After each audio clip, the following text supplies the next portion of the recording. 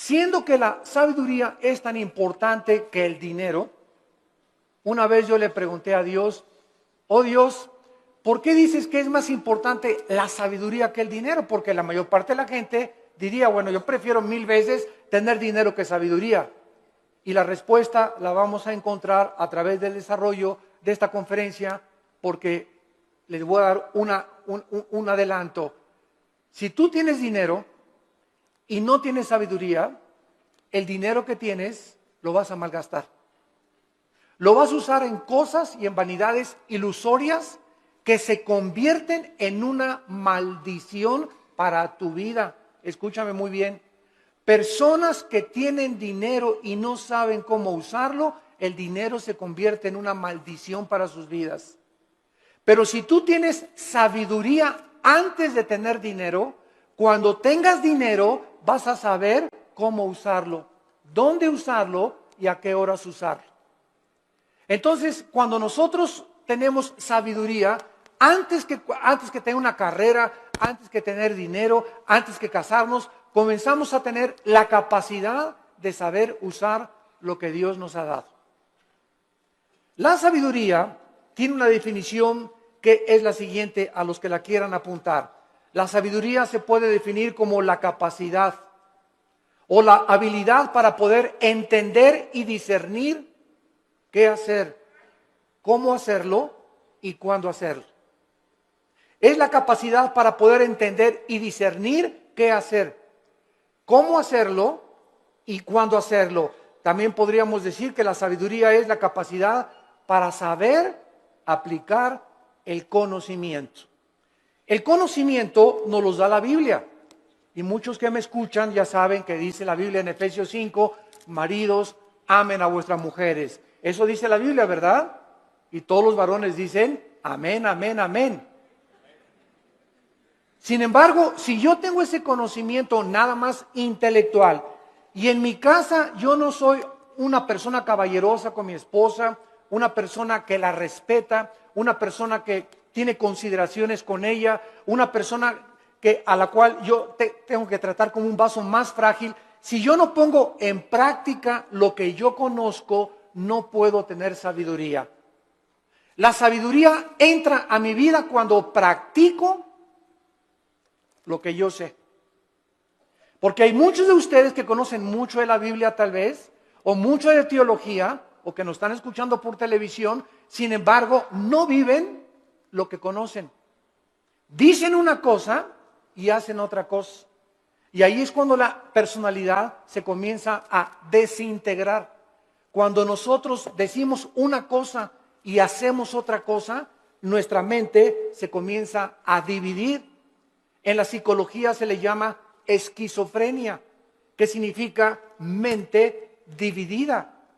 Antes de que se definiera la esquizofrenia, en Santiago capítulo 1, la Biblia decía hace 2000 años, el hombre de doble alma, se tradujo el hombre de doble ánimo. La palabra griega es nepesh, que es alma, es inconstante en todos sus caminos. Una persona con la mente dividida no puede ser igual en el trabajo, ni en el autobús, ni en la tienda, ni en el supermercado, ni en la escuela, ni en su casa. Una tiene una personalidad con sus amigos, tiene otra personalidad en la iglesia, aquí llega a la iglesia con cara de San Anselmo o de Santa Rita de Casia. Tiene otra personalidad allá en su trabajo. Son personas que tienen 2 o 3 personalidades porque están desintegrados. Ante sus amigos son aquí, no, allá por aquí. En la iglesia aquí santo, santo, santo. En su familia son otra cosa. No son de una sola pieza, como decimos en México. Y Dios quiere que tú seas de una sola pieza. Que seas como eres aquí, allá, en la escuela, con tus amigos, a donde quiera que vayas. Y no lo eres porque no eres sabio, porque no tienes sabiduría. ¿Y por qué no tienes sabiduría? Porque no practicas lo que conoces. Ahora, ¿quién nos da esta sabiduría? La Biblia a través del Espíritu Santo. Porque la sabiduría no es amontonar conocimiento, como dicen en este mundo, esa persona es muy sabia, ganó el premio Nobel de Medicina. ganó el premio Nobel de literatura y se les consideran, o el científico Stephen Hawking en Inglaterra, que es el científico más grande ateo del mundo, lo considera una persona sabia. ¿A qué le llaman sabia a la gente? A los que tienen mucho conocimiento en determinado área académica. Pero la sabiduría de Dios es la capacidad para vivir, para ser papá, para educar a los hijos, para saber cómo educar a mi esposa, para tratar con el problema de mi hijo, para tratar con el problema de mi hija, para resolver los problemas en mi trabajo. Esta capacidad para resolver problemas en la Biblia se llama sabiduría. Porque hay mucha gente muy inteligente, con mucho conocimiento, sin que sepa cómo vivir. La persona que posee la sabiduría sabe distinguir entre el bien y entre el mal. Manifiesta una conducta responsable, sabe cómo actuar en diversas circunstancias, sabe cómo vestirse en diferentes circunstancias, sabe cómo usar el dinero y sabe cómo dirigir o gobernar una nación, una familia, una empresa y una iglesia. La sabiduría le da la capacidad a los gobernantes de tener un rumbo adecuado en la nación. ¿Qué es lo que vemos ahorita en el mundo? Un mundo de naciones, más de 200 naciones, con gobernantes, la mayoría sin sabiduría. La mayor parte de ellos ya, ¿verdad?, con problemas mentales muy fuertes, posicionados solamente en gobernar, en controlar el pueblo, en controlar a las masas, sin poder ellos beneficiar al pueblo, porque nunca descubrieron que el gobierno es para bendecir a los demás y no a su propio imperio. En Job, el libro de Job, capítulo 28, versículo 28, dice la Biblia: he aquí el temor del Señor es la sabiduría y el apartarse del mal la inteligencia. ¿Qué es lo que hace a una persona sabia? Temer a Dios. ¿Qué significa temer a Dios? ¿Tenerle miedo? No. Tenerle miedo a Dios te aleja de Dios, y tener temor de Dios te acerca a Él. Esa es la diferencia entre el temor de Dios y tenerle miedo a Dios. No lo confundan. No es igual la gimnasia que la magnesia. Cuando yo tengo temor de Dios, vengo a Dios y respeto a mi esposa, respeto mis finanzas, pago mis impuestos, trato de tener una conducta responsable. ¿Por qué? Porque tengo el temor de Dios en mi corazón. Muchos de ustedes hacen lo que hacen porque no tienen temor de Dios.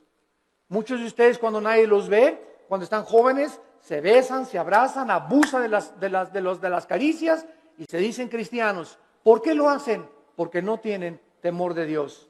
Muchos varones viajan y cuando se meten a un hotel, no está la esposa, no hay nadie, alquilan una película pornográfica. ¿Por qué lo hacen? Porque creen que nadie los ve. Pero cuando tú tienes conciencia de que Dios te ve, no harías las cosas que tú haces si tuvieras el temor de Dios. Esta es la razón por la cual Salomón, regresamos ahora a nuestro pasaje, estaba preocupado por ser un rey sabio. Era joven, acababa de consolidar su poder, acababa de sofocar una rebelión interna de gobierno de su hermano Adonías, eliminando a sus enemigos. Y la nación de Israel se encontraba ahora perfectamente unificada por un liderazgo que era él, y había paz por todos lados. Su padre David acababa de morir y él estaba ahora sentado en el trono.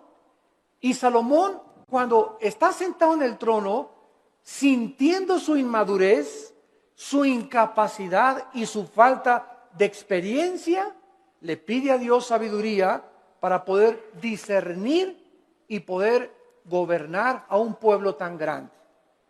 ¿Qué es lo que nosotros debemos hacer también cuando muchos de ustedes, jóvenes que me escuchan, se casan a los 23 años? Te casas, chamaca, a los 18 años, tal vez porque te embarazaste antes, o te casas a los 20 años de edad. Dices, ¿verdad? Dios mío, tengo 23 años y estoy casado. Y ahora tengo que trabajar y voy a tener que tener sabiduría para educar a mi esposa, para saber qué empleo poder tener, para saber cómo educar a mis hijos. Dios mío, reconozco mi incapacidad. Señor, reconozco mi inmadurez. Oh Dios mío, ayúdame. Y cuando nosotros tenemos esa actitud de reconocer, Padre, ahora mi negocio creció, las iglesias crecieron, ahora tengo más hijos. Señor, no sé cómo manejar esto. Para eso está Dios, para darnos la sabiduría, la capacidad de saber qué hacer.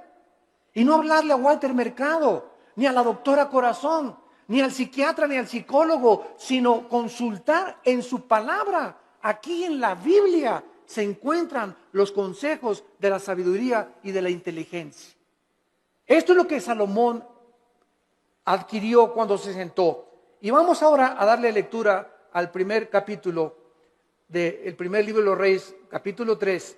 Y vamos a ver en primer lugar algunas cosas que nos comienzan a vislumbrar el corazón de Salomón antes de entrar en el tema principal de la conferencia. Veamos en primer lugar en el versículo 1 el compromiso político y diplomático que Salomón comenzó a ejercer. Salomón hizo parentesco con Faraón, rey de Egipto, pues tomó la hija de Faraón y la trajo a la ciudad de David. Entre tanto que acababa de edificar su casa y la casa de Jehová y los muros de Jerusalén alrededor.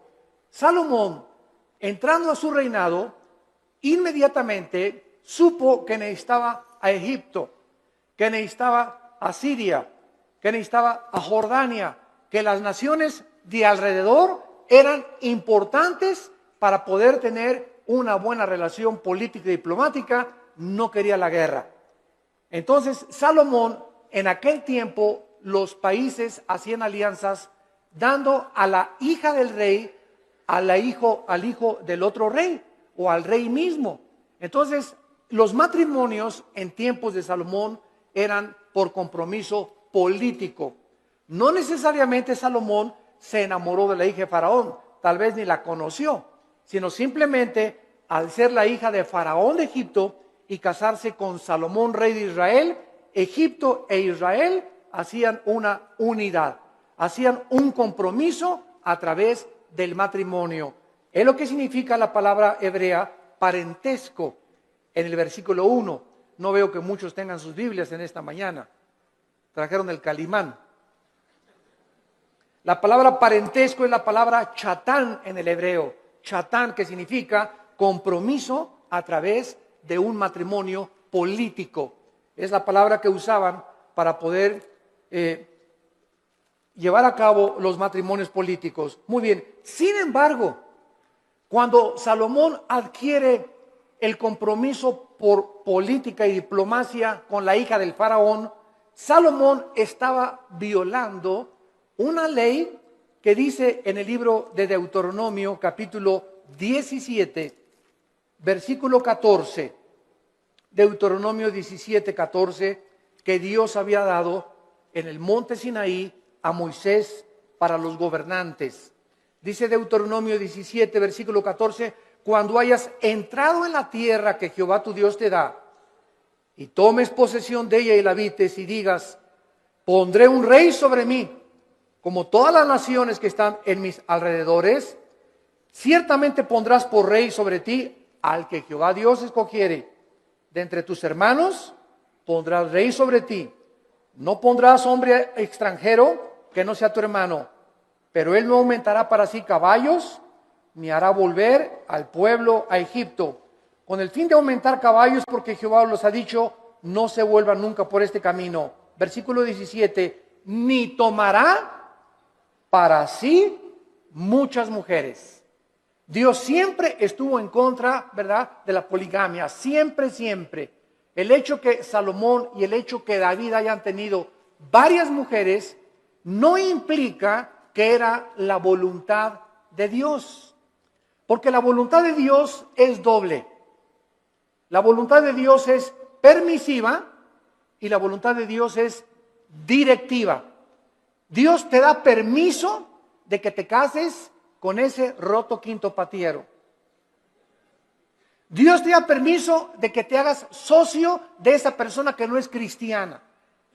Pero no significa que al permitirte Dios que hagas lo que hagas, no significa que era su voluntad que te casaras con ese muchacho o con esa muchacha, porque lo hiciste encaprichado en hacer algo y Dios nos deja que nosotros recojamos las consecuencias de lo que hemos arado y de lo que hemos sembrado.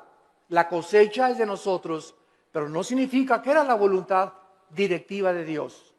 La voluntad directiva de Dios es: yo tengo para ti una mujer que te va a ser fiel, que va a ser la mujer de tus hijos. Espera el tiempo en que yo te la traiga. Si tú te impacientas, te casas con la equivocada y te va como infierno. Y después cuando te cases, pues es que Dios, si hubiera querido, hubiera impedido que me casara con Chencho. ¿Sabes una cosa? Dios te dejó que te casaras con Chencho y claro que lo podía impedir, pero si lo hubiera impedido, hubiera violado tu libertad, el libre albedrío. Y ya no seríamos, ¿verdad?, personas, agentes morales, seríamos robots y seríamos títeres de un Dios que Él hace lo que Él quiere. Y Él nos ha dado el libre albedrío para que seamos responsables de las decisiones y las consecuencias que las decisiones que hagamos vamos a recoger.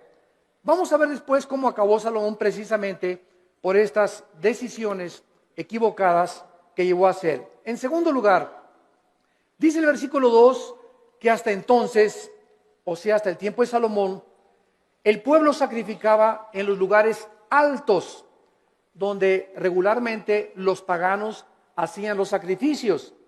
Y Dios nunca quiso que Israel sacrificara en los lugares altos, pero hasta que Salomón acabó el templo y se ofrecieron sacrificios en el lugar donde Dios quiso que se ofrecieran, Dios permitió que se llevaran a cabo sacrificios en los lugares altos. Dice el versículo 2, porque no había casa edificada al nombre de Jehová hasta aquellos tiempos. Salomón tenía una capacidad, en segundo lugar, como constructor. Si ustedes leen todo el primer libro de Reyes, es increíble la arquitectura, la hermosura de la decoración del templo de Salomón, de los cuadros que mandó traer. Tenía 12, su trono tenía leones de oro en las escaleras. Su trono donde Salomón se sentaba era de oro puro. Nunca ha habido, nunca en la historia, ni Bill Gates, ni el señor Slim, ni los Kennedy, ni los Rothschild, ni ningún millonario ha tenido el dinero que ha tenido y las riquezas del rey Salomón.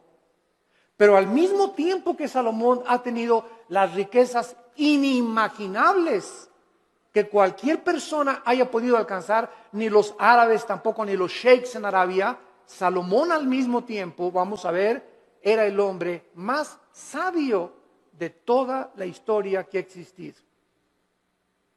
El hombre más sabio, imagínense, tenía millones de billones de riquezas y al mismo tiempo tenía la sabiduría que al final de su vida la hizo a un lado y pues ya es otro cantar, ¿verdad?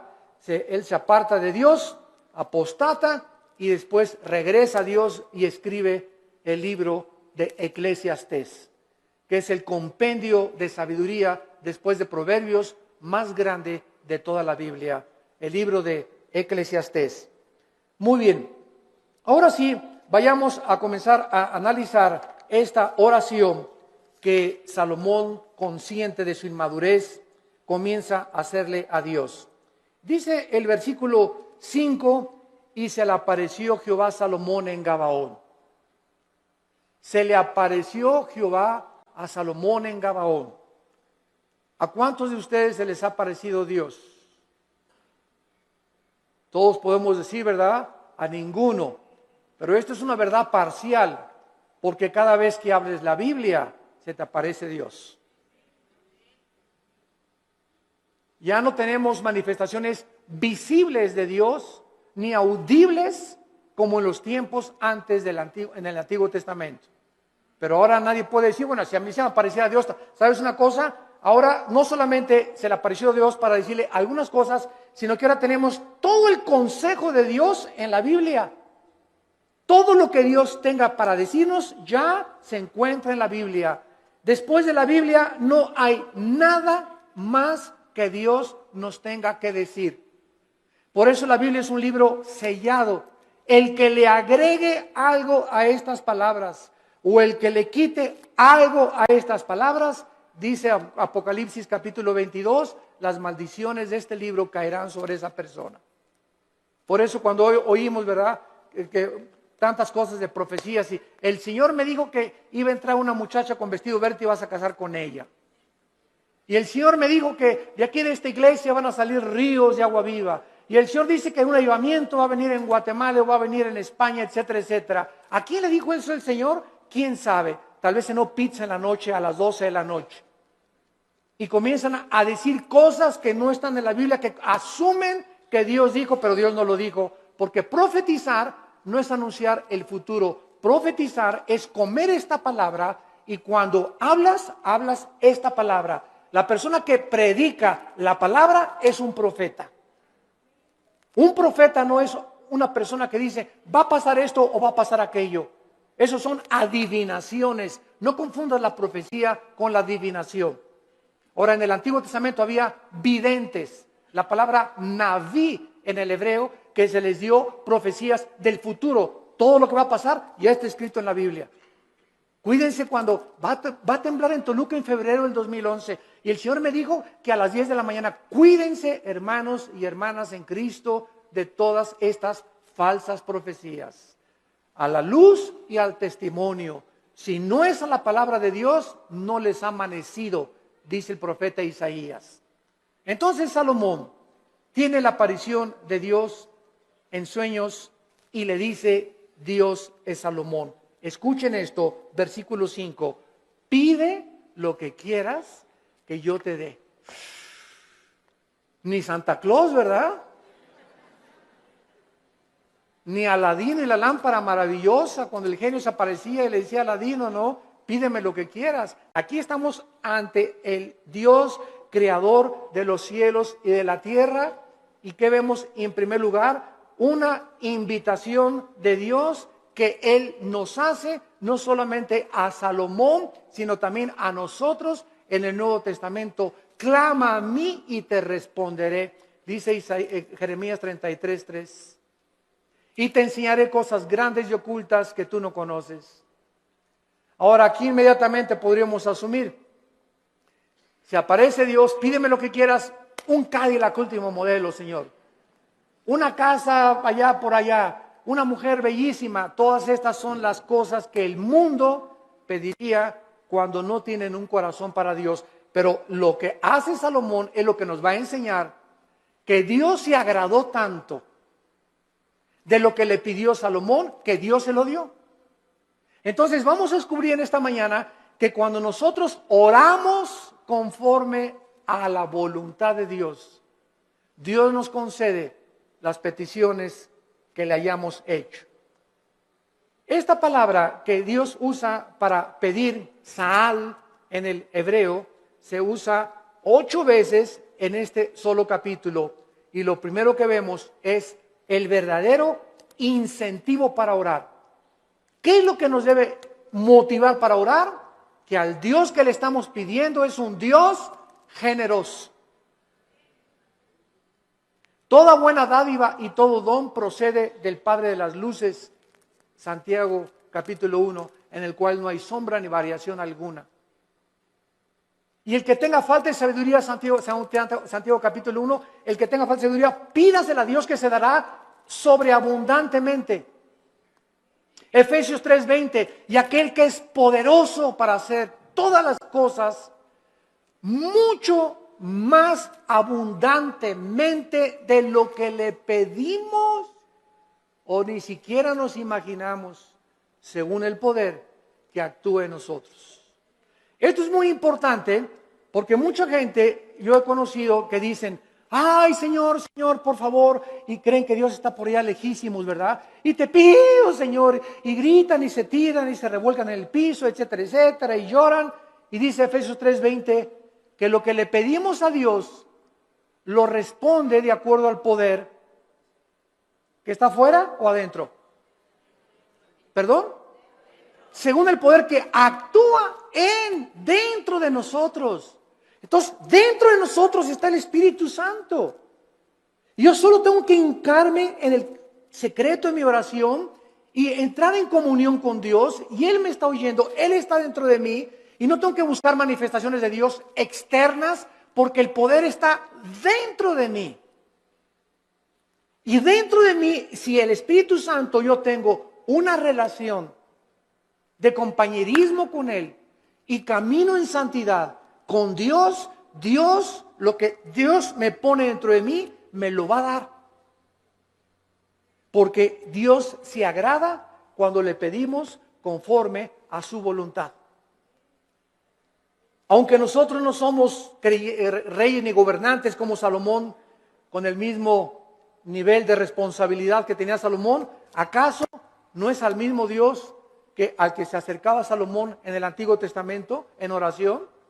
En Primera de Juan, capítulo 5, en el Nuevo Testamento, Primera de Juan, capítulo 5, versículo 14 y 15, dice la Biblia, y esta es la confianza que tenemos en Él. Cuando comenzamos a orar, si no hay esa confianza en ti, no ores. Porque el que se acerca a Dios es necesario que crea que Dios existe. Esta es la confianza que tenemos en Él, que si pedimos alguna cosa conforme a su voluntad, conforme a lo que Dios quiere para nuestra vida, Él nos oye. Si yo tengo un niño de 10 años y me dice, papá, cómprame un BMW, ¿se lo voy a comprar? Ay, papá, no me quieres porque no me compras un reloj Rolex de oro.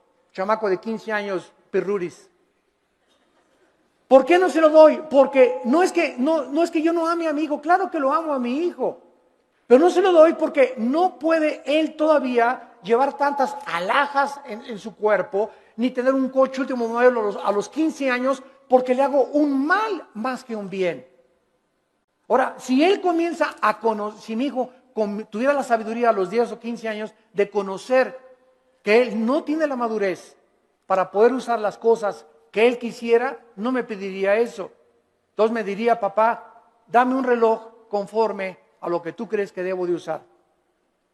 Dame un coche, conforme el coche que tú quieras, dámelo. Ya no le pediría un Cadillac, sino, Señor, lo que tú me quieras dar. Entonces, es importante que nosotros sepamos cuál es la voluntad de Dios para nuestras vidas. ¿Y cómo la puedes saber? Leyendo la Biblia. ¿La lees diario? ¿La memorizas diario? Este año, si te pasara aquí al frente, a ver, pásala aquí, Pancho Pancholín. ¿Cuántos versículos ahorita, dinos de memoria a toda la iglesia, o cuántos capítulos de la Biblia memorizaste en el año 2010? ¿Te sabes el Salmo 23 de Perdis? ¿Te sabes de Perdis el Salmo 91? ¿O nada más sabes Juan 3:16? De tal manera amó Dios al mundo que dio su Hijo unigénito. ¿Cuántos versículos memorizas a la semana? Si tú no memorizas la palabra de Dios no la puedes guardar en tu mente. Si no la guardas, no la puedes meditar. No puedes pensar en ella, murmurarla, reflexionar en ella, ponderar en ella, porque necesitamos memorizarla, masticarla, asimilarla y guardarla en nuestro corazón. Y ahí se queda, y largura de días y años de vida y paz te aumentarán, y la sabiduría comenzará a manifestarse en tu vida. Hermanos, el cristianismo no es venir aquí solamente el domingo, de 9:30 a 11 de la mañana, o de 12 a 3 o al servicio a la iglesia que tú vayas. El cristianismo es creer lo que Dios dice. Josué de día y de noche medita en este libro de la ley, le dijo Dios en Josué 1:8 y 9, para que prosperes. Ay, hermano, no salgo de perico perro. Y en el 2010 no me alcanzó ni para la colegiatura, no tengo ni para el aguinaldo, no tengo esto, no tengo aquello. Y Dios te pregunta, ¿y por qué si tienes un padre millonario? Es como el que estaba sentado ahí en la banqueta sin zapatos y con un taquito y nada más así. Y llega una persona, ¿y quién eres tú? Soy hijo del rey de Inglaterra. ¿Y por qué estás ahí sentado en la banqueta? Y traía el muchacho una chequera aquí. Pues porque no creo que mi papá me vaya a lo que me tenga. Mira, la chequera la tienes en blanco y tu papá te dio la chequera en blanco para que pongas la cantidad de los cheques que tú quieras. No tienes por qué estar como un limosnero pidiendo en la calle. Y la chequera es la Biblia. tenemos la chequera de Dios para que la guardemos aquí en nuestro corazón y no andemos ahí mendigando ni causando lástimas. Tenemos un Padre que nos quiere dar todo, pero ¿por qué no nos los da? Porque le pedimos conforme a nuestros gustos.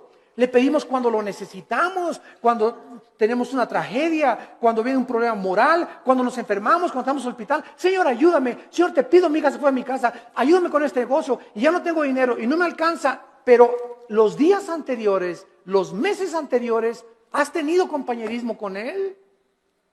¿Lo has amado con todo tu corazón? ¿Eres santo? ¿Amas a tu esposa? ¿Bendices a tus hijos? ¿Les enseñas la palabra de Dios a tus hijos? ¿Eres honesto en tus negocios? Entonces Dios no puede darte, porque el que es infiel en lo poco, en lo mucho lo es. Si Dios te bendijera y te diera y te ayudara, te echaría a perder, porque no tienes la sabiduría para vivir y tener lo que Dios te quisiera dar.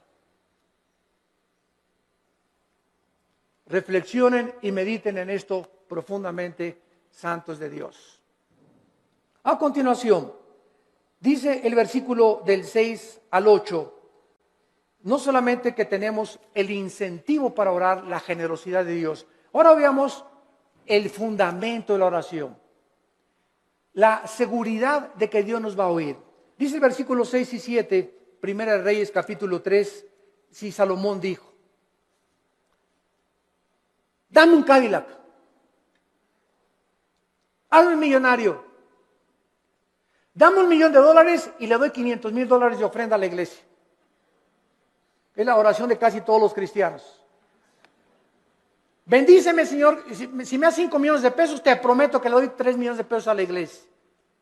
¿Sabes una cosa? Te dice, ¿cuánto tienes ahorita en el bolsillo? Pues ahí tengo como unos 5,000 pesos. Primero sé fiel con los 5,000 pesos antes que me pidas 5 millones de pesos. Y si no has sido fiel con lo poquito que te he dado, tampoco lo vas a hacer cuando yo te lo dé. A mí no me ves la cara, dice el Señor. Dios no puede ser burlado. Entonces tenemos que entender eso, ¿verdad? Vean ustedes ahora cuando Dios le dice a Salomón, pídeme lo que quieras. ¿Por qué Dios le concedió a Salomón lo que le concedió? Salomón le contestó, en primer lugar, tú hiciste gran misericordia a tu siervo David, mi padre. En primer lugar, recuerda, antes que nada, antes de pedirle, recuerda lo que él había hecho con su padre anteriormente. Dice a continuación, porque él anduvo delante de ti en verdad, en justicia y con rectitud de corazón para contigo. En segundo lugar, recuerda que su padre recibió de Dios lo que recibió porque David anduvo en integridad. ¿Qué es integridad? Hacer lo que nosotros decimos. Vivir lo que nosotros predicamos. Si tú predicas una cosa y vives otra cosa, no eres una persona integral, íntegro. Te estás desmoronando, te estás desintegrando, tu mente se está dividiendo y se puede dividir en 2 partes, en 3 partes, hasta en 4 partes. Y después los psicólogos entran y dicen desórdenes múltiples de la personalidad humana. Personas que tienen hasta 5 personalidades y que se consideran como psicópatas, que ya tienen que ser internados en un hospital para enfermos mentales, que nunca su problema fue el problema mental, su problema fue que nunca resolvieron sus pecados pasados. No quisieron oír la voz de Dios en sus corazones. En tercer lugar, dice David, y tú le has reservado esta tu gran misericordia en que le diste hijo que se sentase en su trono como usted en este día. Salomón, antes de pedirle nada a Dios, recuerda que el hecho de que él esté sentado donde él está sentado como rey, no es porque él lo mereciera. Era inmaduro, no había hecho nada para Dios, estaba construyendo apenas el templo, sino que Salomón dice, yo estoy como estoy y yo estoy como rey de Israel porque tú hiciste un pacto con mi papá. Y por la misericordia que le tuviste a mi papá, yo estoy sentado aquí. Yo no merezco estar sentado aquí. Lo estoy por causa de la misericordia que tú tuviste para con mi padre. Y esto es algo muy importante porque muchos de ustedes están donde están por las oraciones de tu mamá, por las oraciones de tu padre, tal vez las oraciones de tu abuelo que tú no llegaste a conocer, pero Dios nos ha prometido, la generación de los justos será bendita. La generación de los justos será bendita y sus hijos heredarán la tierra. Salmo 112, 1 y 2. ¿Qué significa esto? Que aunque tengamos nosotros todavía hijos que vemos que no vienen al camino, yo conozco muchos grandes hombres de Dios, muchos misioneros que murieron y sus hijos no eran cristianos y se salvaron después de que se murieron los papás. Pero Dios cumplió su palabra. Entonces, el hecho que muramos y no alcancemos a ver a muchos de nosotros, a todos nuestros hijos salvos, no implica que Dios no va a cumplir su palabra. Dios va a cumplir su palabra. Y nuestros hijos son benditos. Y aunque ahorita pertenezcan muchos al diablo, Dios los va a arrebatar de sus garras. ¿Y sabes por qué? Por la misericordia que Él tiene con nosotros, sus padres, que caminamos con Él. Pero si tú no eres un padre que caminas con Dios, si tú no eres un padre fiel con Dios, si tú no caminas en santidad, estas promesas no pueden tener cumplimiento. La misericordia de Dios es sobre los que le temen y sobre de ellos hará conocer sus pactos. Y vemos enseguida cuando le dice Dios, cuando le dice Salomón en el versículo 6, finalmente, tú le has reservado esta misericordia en la que le diste, hijo, que se sentase en su trono, como sucede en este día. Vemos la fidelidad de Dios de una forma maravillosa. Y dice la Biblia en el versículo 7, ahora pues, Jehová Dios mío, o sea, habiendo reconocido Salomón la misericordia que Dios tuvo para con su padre, y el hecho que él esté donde está, que lo hacía indigno, tú me has puesto a mí, tu siervo, por rey en lugar de a mi padre, y yo soy joven, y no sé cómo entrar ni salir, y tu siervo está en medio de tu pueblo, al cual tú escogiste, un pueblo grande que no se puede contar, ni tampoco enumerar. Salomón finalmente comienza a orar, porque al recordar la misericordia con su padre, sabe que lo que Dios dice lo cumple. ¿Qué hace que nosotros oremos? La fidelidad de Dios. Dice en Efesios 3:20, y aquel que es poderoso para hacer las cosas mucho más abundantemente. Tú le pides a Dios algo, lo que Él te va a contestar es mucho más allá de lo que tú te imaginaste que te iba a contestar. Yo recuerdo, les conté hace algún tiempo, en 1977, 78, yo comencé a entrar al ministerio de tiempo completo. Yo trabajaba en un hotel en Acapulco, el hotel que es ahora el Emporio, creo, el Continental, estaba de gerente general del hotel.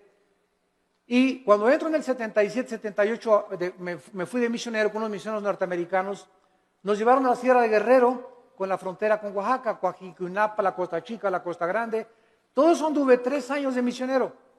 Y en toda esa época de misionero, pues llegaba a mi casa y Alan estaba chiquito y comíamos mangos, comíamos frutas, no teníamos para comer, porque me daban un cheque de $50 a la semana, o sea, $200 al mes, solamente no se alcanzaba para comer víveres. Vivíamos en un bungalito por pie de la cuesta en Acapulco, y lo único que teníamos en la casa era colchones, no teníamos estufa, no teníamos nada, una parrilla eléctrica. Ahí cocinábamos el pescado que yo iba a pescar, ¿verdad? Al mar.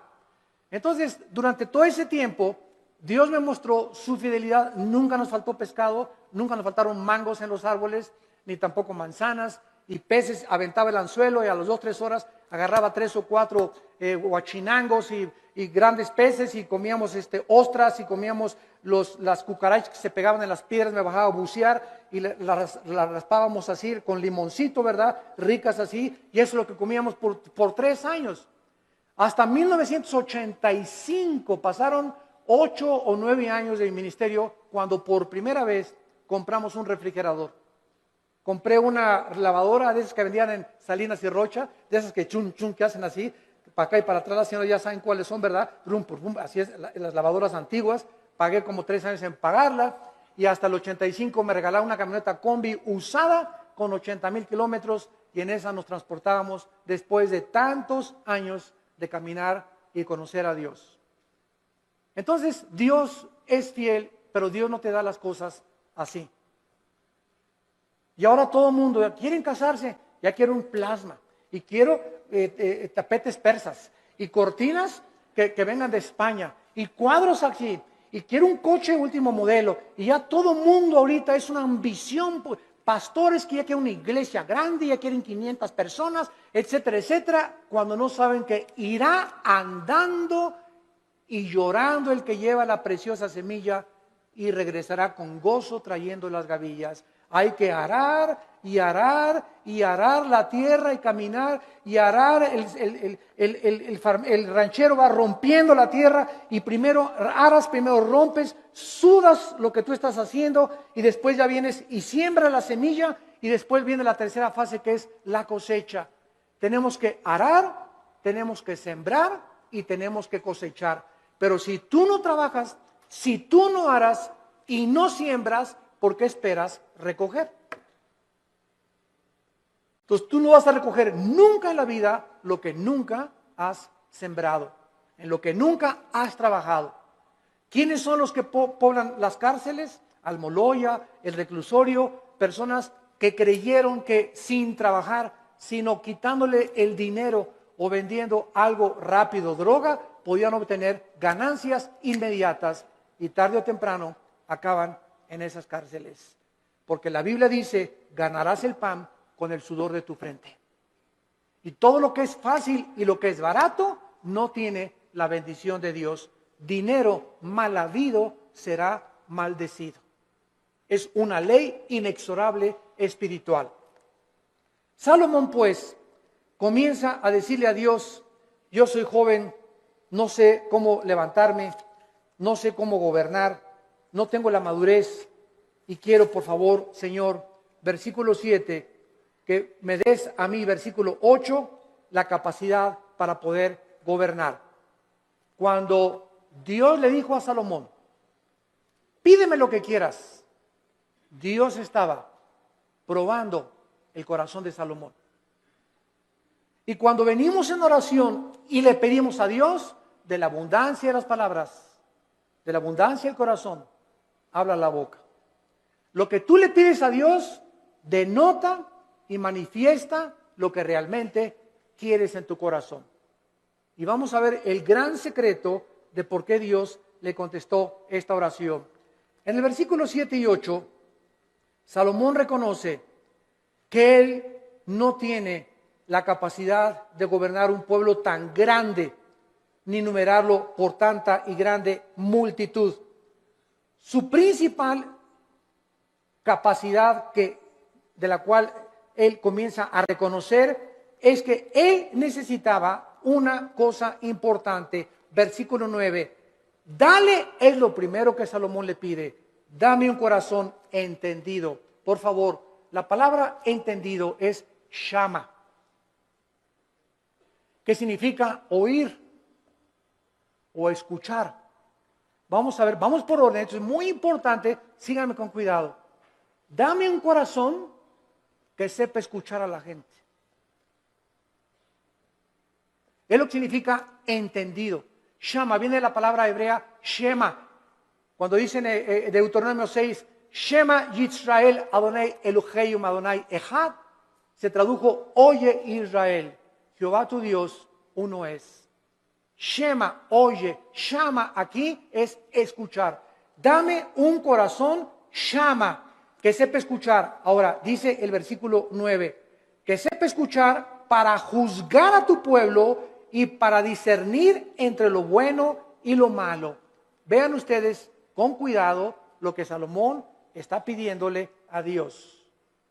Señor, permíteme presentarme ante tu pueblo, supongamos que ustedes son el pueblo de Dios, y un gobernante necesita oír, un pastor necesita, para dar consejería, oír, pero cuando nosotros oímos, y muchas veces lo que los gobernantes oyen del pueblo, no siempre es la verdad, ¿correcto?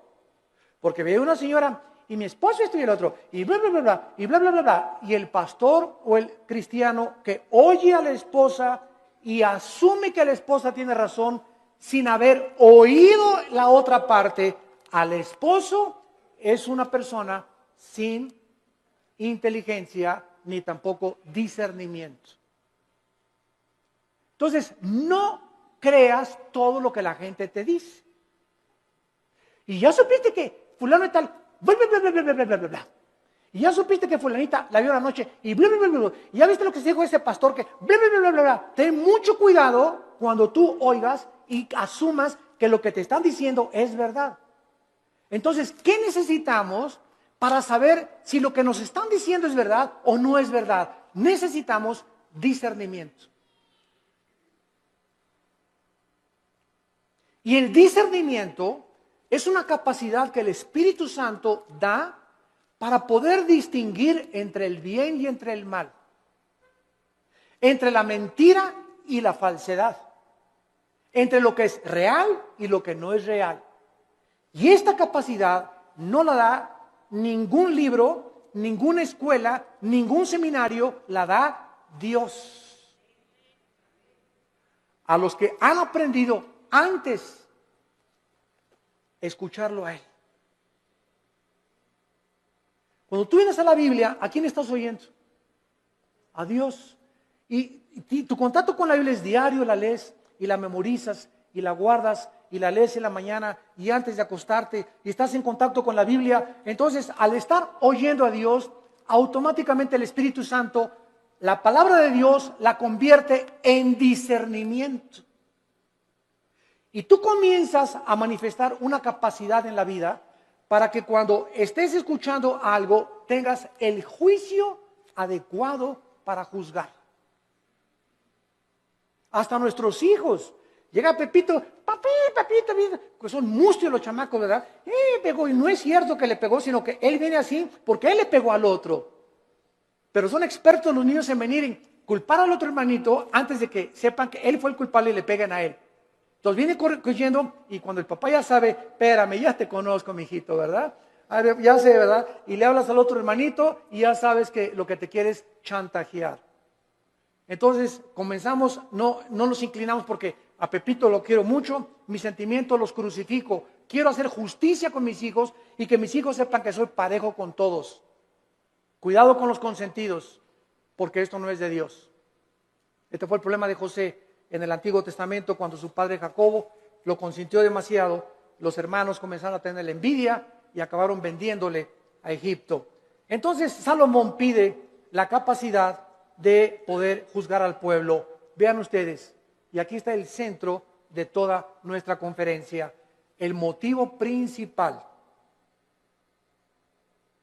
por el cual Dios le da a Salomón mucho más, como vamos a ver, de lo que le pidió o de lo que se imaginó, fue porque el motivo de Salomón era el bienestar del pueblo de Dios.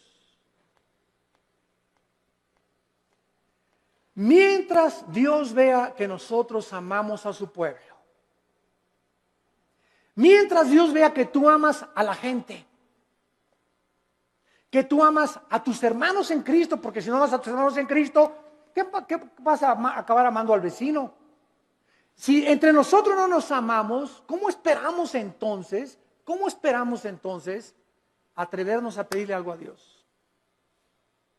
Si entre nosotros nos volteamos los cañones unos contra otros y nos atacamos unos a otros, y atacas a ese pastor, y atacas a ese hermano, y a ese coordinador, y ese decán, y ese seguridad afuera que me dijo que no me estacionara aquí, ¿y tú qué te crees que no sabes quién soy yo? Y tenemos esa actitud de siempre autoritarismo, y siempre soberbia, y siempre mis intereses, y yo, el rey del yo.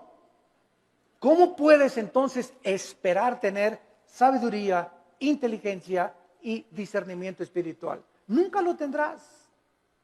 Porque Dios quiere que seamos humildes unos con otros, que nos perdonemos unos a otros, que nos aceptemos con todos nuestros defectos, unos a otros, que nos toleremos y nos aguantemos como Cristo nos perdonó y nos soportó en la cruz.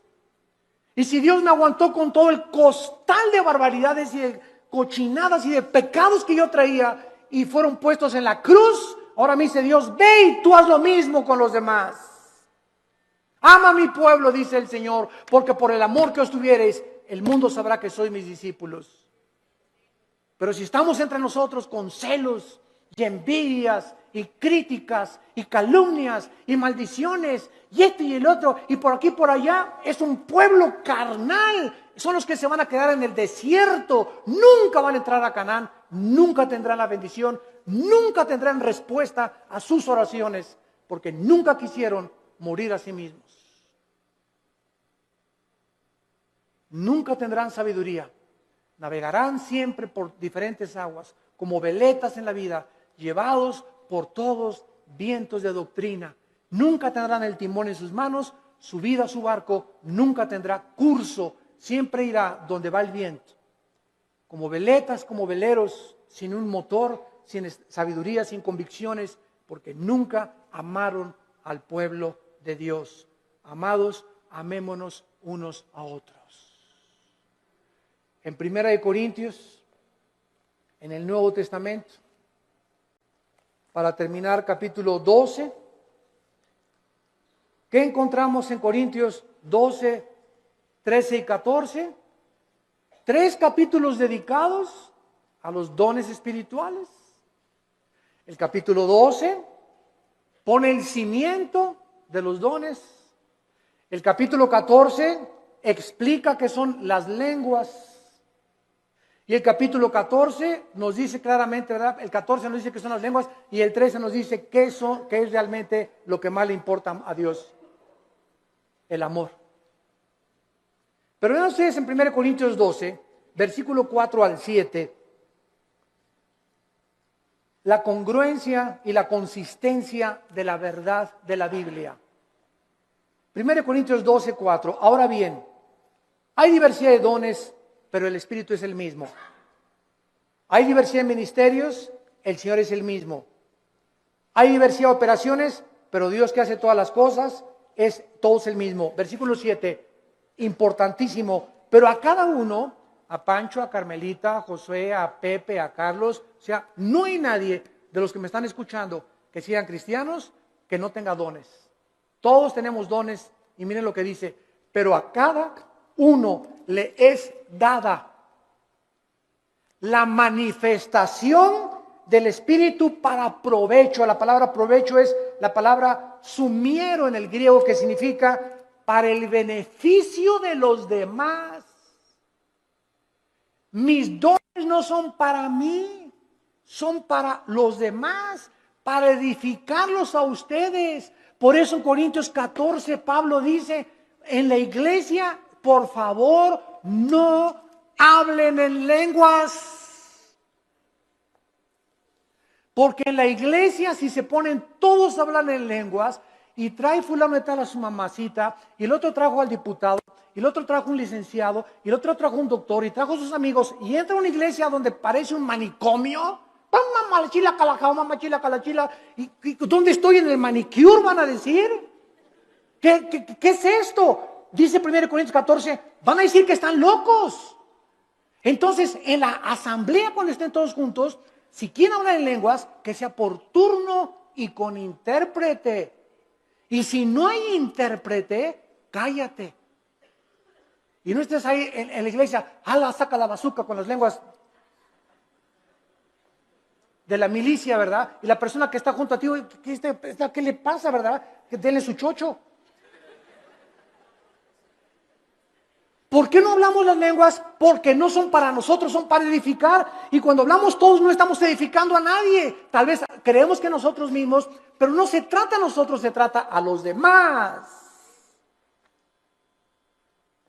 Los corintios eran tan carnales, como todavía hay muchas iglesias actualmente que no han entendido el uso de los dones espirituales. Nunca son para nuestra edificación, es para la edificación de los demás. Les es dado el Espíritu para provecho. Dice 1 Corintios capítulo 14. El que profetiza, versículo 3. Habla a los hombres para edificación. Versículo 4, el que habla en lengua extraña, así no se edifica, pero el que profetiza edifica a la iglesia. Versículo 5, así que quisiera que todos hablaran en lenguas, pero más que profetizaran, porque mayor es el que habla, el profetiza, que el que habla en lenguas, a no ser que las interprete, para que la iglesia reciba edificación. Versículo 12, así también ustedes que anhelan dones espirituales, procuren abundar en ellos para edificación de la iglesia. Más de 7 veces en un capítulo dice Pablo, los dones son para los demás, para el beneficio común. Viven para los demás. Padre, dame sabiduría, no para ser sabio, para educar a mi familia. Padre, dame sabiduría para ser pastor y ser un pastor que sepa aconsejar para poder bendecir a tu pueblo. Padre, dame propiedades o dame bienes materiales conforme a ti para edificar a tu pueblo. No nos interesa para mí, para edificar a tu pueblo. Cuando nosotros tenemos en el corazón el pueblo de Dios, Dios bendice sobreabundantemente. Porque nadie vive para sí mismo, vivimos para los demás. Y el secreto de la felicidad, como les decía ayer en el desayuno, es vivir para los demás. Ahí se encuentra el secreto de la felicidad. Tu casa es úsala para la gloria de Dios. Tu coche, úsalo para transportar hermanos, úsalo para el reino de Dios. Tu dinero, úsalo para el reino de Dios. Dios no está en contra de que tengas ahorros ni que tengas dinero, pero no ahorres más de lo debido. No seas más avaro, no tengas más propiedades de las debidas, porque te conviertes en persona avariciosa. Estás guardando ya de más y mañana te vas a petatear. Mañana cuelgas los tenis, como dicen los jóvenes. Mañana partimos tal vez a casa y lo que has hecho, ¿para quién se le quedó cuando se pudo usar para la gloria de Dios? Cuando tenemos ya esa visión, Dios nos comienza a derramar abundantemente todas aquellas cosas que Él anhela, porque Él busca instrumentos a través de los cuales Él pueda canalizar su gracia y sus bendiciones para los demás. Abraham, desde el principio de la Biblia, Abraham, te voy a bendecir para que tú seas bendición a las naciones. Todo lo que Dios nos da no es para echarle aquí y aquí y aquí. Dios me da para darlo. Dios me da para darlo. Si Dios me da y lo sigo guardando y no lo saco, me va a romper las bolsas y lo que tengo no lo voy a